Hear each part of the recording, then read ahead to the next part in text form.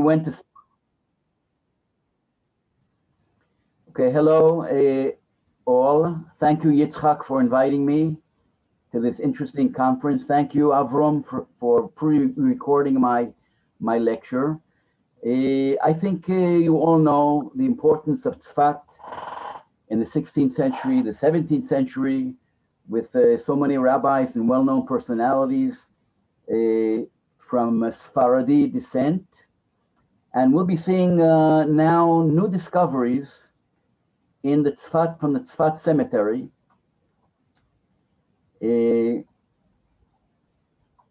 I'm trying to move.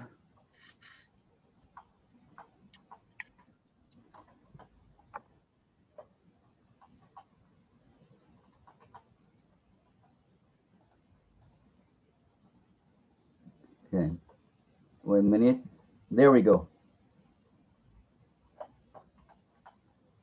Okay, now the slides have moved. Here we have a picture of the old cemetery of Tsfat in its entirety. Okay, the new cemetery and the old cemetery. I hope you see my mouse moving. And the Tsfat itself up here. I'd like to remind you that even in the early 16th century, we have a Rabbi Yosi Stepanski, okay, from Spain, coming to live in Tsfat, but he's buried outside by himself, where the arrow is shown. And we're going to see mainly this area within the red circle, where tens of tombstones were found in recent years with epitaphs in Hebrew, in ancient Hebrew, many of them of people from Sepharadi descent, men and women we hear about and read about, and some unknown. So we'll be concentrating in this area here. If anybody wants to see what's been published so far in Hebrew and in English, so only part of the inscriptions that were discovered have been published so far in different publications. If you want to know, you can contact me by email, and the research has been ongoing, and we've been helped by historians and people in Tsfat, and even descendants of some of the people that were found in the cemetery, descendants after hundreds of years, even like Yosi Stepanski and others. Let me remind you, the most famous grave of all in the cemetery is the grave of the Ari, Rabbi Yitzchak Luria. And why am I mentioning him? Because he's not only Ashkenazi, he's also Sepharadi.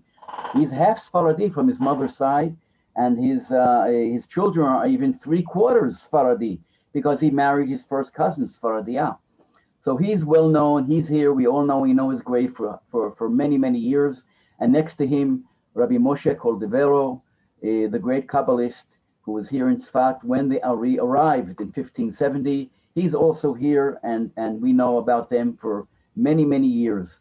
But little by little, we've been finding the Moitzah Datit, the religious council, David of Nezer, who's been working here in Tsfat for many years in the cemetery. And for years, I've been finding and discovering new tombstones that weren't known before, like even Rabbi Elazar Azikri, the famous rabbi who wrote the poem Yedid Nefesh. He was found only in 2011, and here he is right next to the Ari himself. He was discovered while they were renovating the area of the Ari's gravesite.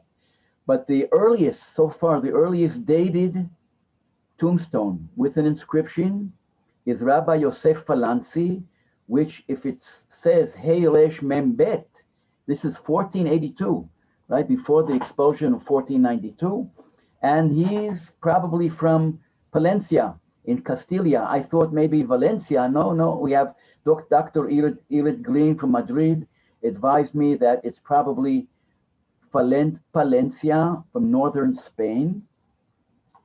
On the other hand, we have another tomb without a date, okay, the gravesite of the dear lady Donia.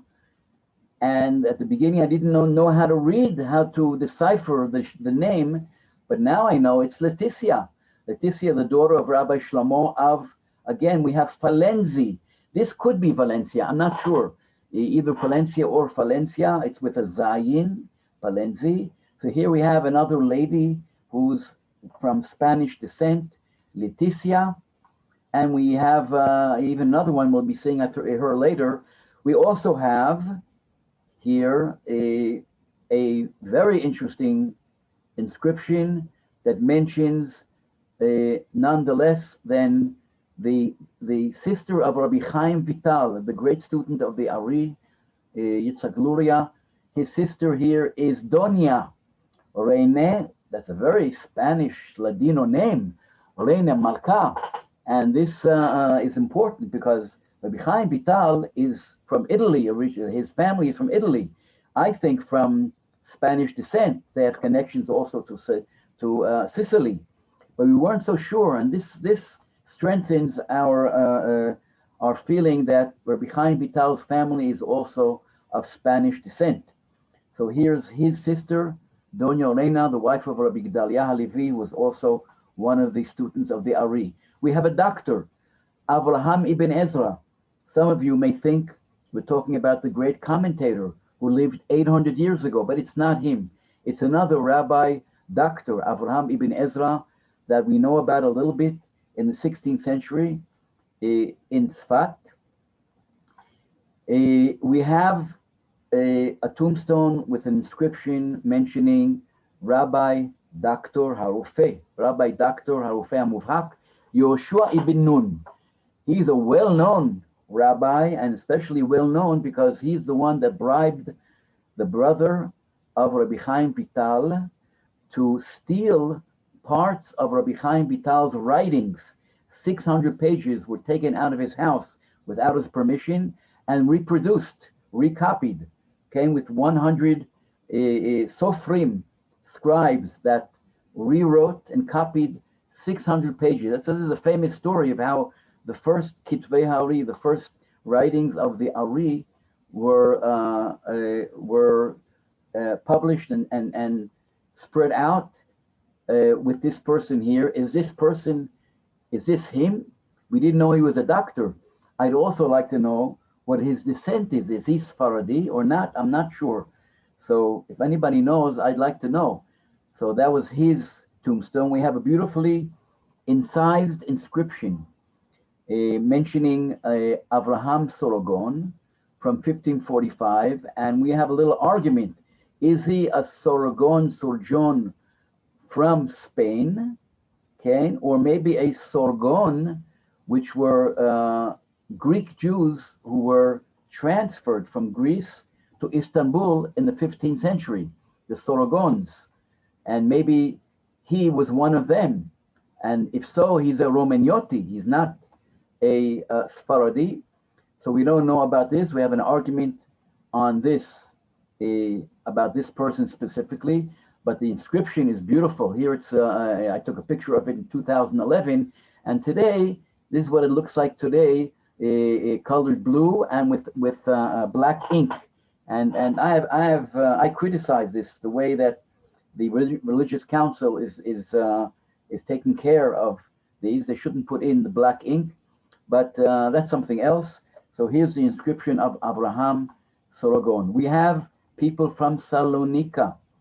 Rabbi Binyamin of Salonika, doesn't say which one, but it could be Binyamin Kazis. We have a number of people that it could be a little number of options, but it says Saloniki, with a sin and a yud at the end. That's how it's written here in Hebrew, Binyamin, Rabbi Binyamin Saloniki. And we have representatives of the famous Benveniste family. I think one of the lecturers here in the conference is a Benveniste. So I certainly should invite him to come to see maybe his ancestor here in Tsfat from the 16th century. A very fine, beautiful tombstone with an epitaph in Hebrew, using sentences from the Tanakh. Meir Benveniste, a leader of Israel of distinguished lineage, Benveniste, whose name is Meir. Okay, so here we have Meir Benveniste, 1553. And next to him, Don Shmuel Hanassi.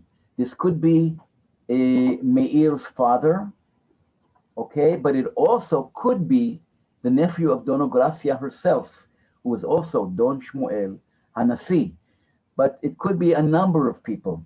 And we're also thinking of a possibility that these people were brought here after their death from Saloniki, rich people who were brought here posthumously, coming to Tsfat to be buried in Tsfat in Eretz Yisrael, a father and a son from the Benveniste families. We don't have time to read all the epitaphs, but you can realize how what a good job was done, and certainly these were well-to-do people. So that was from the Benveniste families. We have Rabbi Yosef Mitorani, Halav Yosef Mitorani, a famous rabbi from Turkey. In fact, probably the most important rabbi in Istanbul in the early 17th century. He was born in Tsfat, and after he passed away in Istanbul in 1639, it seems he was brought to Tsfat to be buried near his father and his ancestors in Tsfat. And here we have the epitaph, again, a long one. Part of it was not found. We still have to find the part that's missing. But here we can see the word Constantina. He passed away in Constantinople, of course, Istanbul, 1639. And he was brought here to Tsfat, probably by his wife, because 5 meters away, we think we found his wife, the Rabbanit, Lady Gracia. There's a whole small video, a short video on Israel television that was made just on this grave itself of the Rabbanit Lady Gracia. I think it's Rabbi Yosef Mitorani's wife. Some people think, wrongly, at least what I think, but some people think it could be even Dona Gracia herself. But most of us think not. And Professor Yaron Ben Naeh suggested that it probably is the wife of Rabbi Yosef Mitorani. Professor Moshe Orfali suggested maybe it's Gracia, the wife of Binyamin Halevi, the daughter of Emmanuel Abuhav.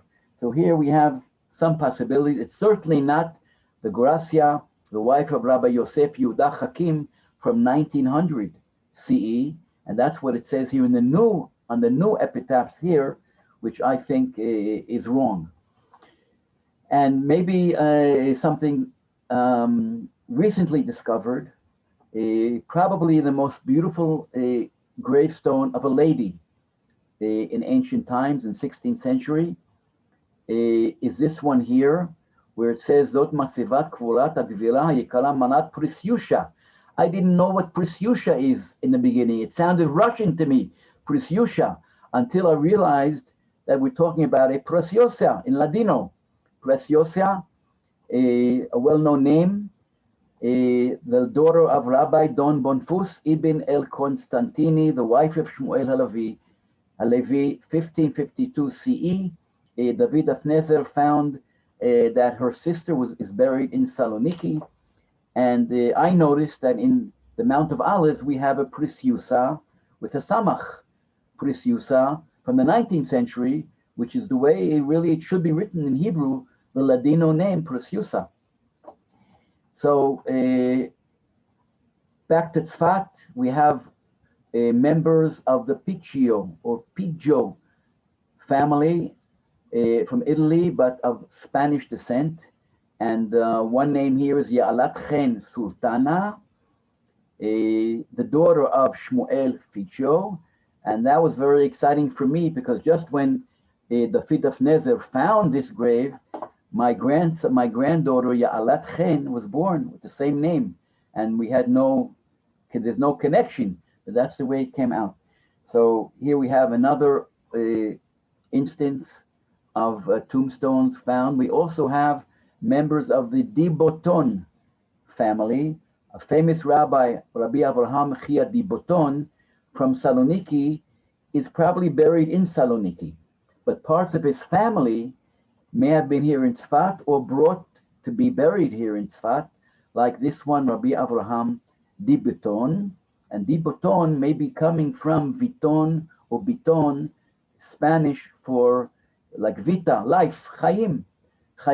So these are also probably people of Sephardic descent. We have a whole cave.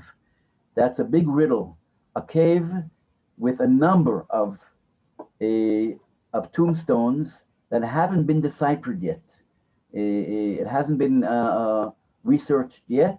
But we have names that include the word Narbonne. Narbonne is a city in Provence, in southern France. But the names, it says Don Gedalia di Narbona, Don Yosef di Narbona, Letizia, Zalka. The names seem Ladino, Spanish.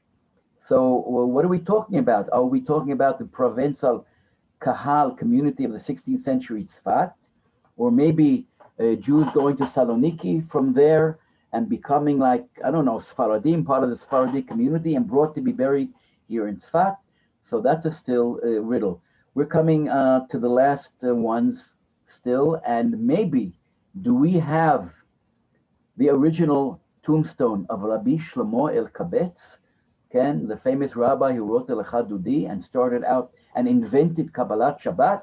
We have a tombstone near the Ari, but there's a problem there. It's not the tradition of him being buried near the Ari is not a strong tradition. And here we have a small part of a tombstone mentioning Halevi ibn El-Kabetz. Could this be a mem? And that could this be Shlomo Halevi El-Kabetz himself? And here we have an inscription mentioning Donya Ordovenia, I think. I'm not sure how to pronounce this name, Halevi. She could be the one mentioned in the response of the Maharit as a woman who was forbidden to be married. She did marry and lived all her life in sin. That's what it says by the Maharit. Is this the lady that's mentioned there? She's there mentioned the daughter of Shmuel HaKohen. Is Shmuel HaKohen this guy here who we have right near the Ari from the 1568? Rabbi Shmuel HaKohen. If you go to the Ari, notice there are also some ancient tombstones with ancient inscriptions from the 16th century, even before the Ari himself. That's in ancient Hebrew. We're finishing up. We have some more. We have a Yitzchak from Siris. Siris is a place, is a small city northeast of Salonika. And his wife is Dona Jamila. Dona, if it's Dona, that's probably Spanish descent. Dona Jamila, Rabbi Yitzchak Saris, the wife of Rabbi Yitzchak Saris, and it says Samachtet. Samachtet is not Sfaradiyat Tahora, is not Sfaradi Tahor, not in the 16th century. It's probably Sofotov. He should have a good end to himself. He should be healthy for a long time. And it's not Samachtet. Samachtet, Sfaradi Tahor, that only begins in the 19th century, for all I know. And Rabbi Moshe El-Butini, the son of the Portuguese converso Rabbi Yehuda El-Butini, we have here Anusim, also in Tsfat, and I think we'll be finding more as time goes by. The last slide I'm showing you is just to tell you, to remind you, we have parallels to the cemetery in Tsfat, in Istanbul, in Salonika, in other places also. We have about 130 in Istanbul. We have tens and tens of tombstones going back even to the 16th, 17th century also. I'm just showing you an example of something that's being researched and explored today. I think there's a lecture on this that was already on the Bitola cemetery. It looks just like Tsfat. Okay, if we take away the houses to the left and you look at it, it looks like Tsfat, okay, on the slope of a hill, and hopefully they'll be finding also graves and epitaphs. Go back, Bitola was a strong Jewish community in the Balkans, in North Macedonia, in the 16th century too. And I think with that, I think we're finishing up. And if you have questions and comments, you can write down my email or go through my website, which you see here, and copy down. And thank you very much, and have a nice conference. Toda rabah.